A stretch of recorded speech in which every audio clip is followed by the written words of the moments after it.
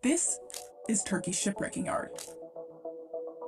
It's located in the town of Aliaga, about 30 miles north of Port Izmir. Usually this yard breaks down cargo and container ships, but in 2020, it started bringing in another type of vessel, and business is booming.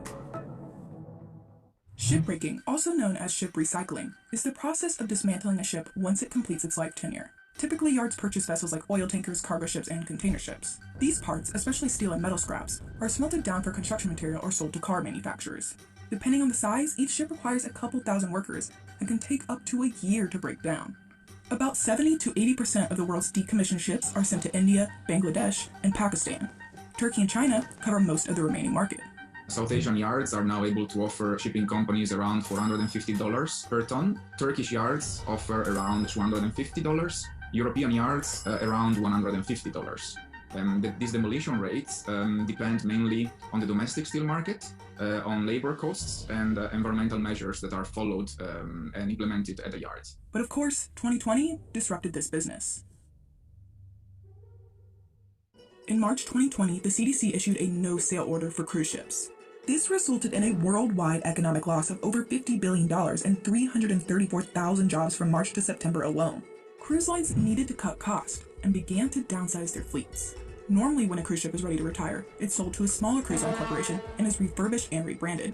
Without this option, cruise lines are choosing to scrap these dormant ships. And as of January 2021, Carnival had sold 19 of its ships, about 12% of its total pre-pandemic fleet.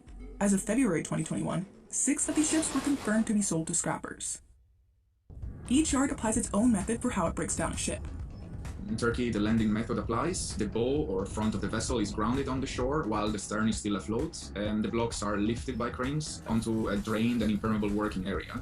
In South Asia, instead, the beaching method is used. This method takes advantage of tidal zones, but is often criticized for being environmentally hazardous, as chemicals and waste often leak into the water.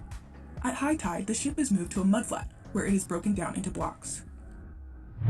Almost every part of a ship can be reused or recycled. A ship is mainly made out of steel, so roughly 90% of a ship is steel, which is basically recycled and reprocessed. Then there's a machinery that can be resold if in good conditions. Then, of course, you have furniture, and you have a high amount of furniture in specific type of ships, such as passenger ships.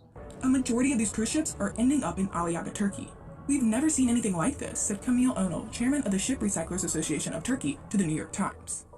As of January 2021, a total of 7 ships were being dismantled in Aliaga, 3 Carnival ships and 2 from Royal Caribbean. In 2020, the yard was projected to recycle 1.2 million tons of steel, a 30% increase from 2019.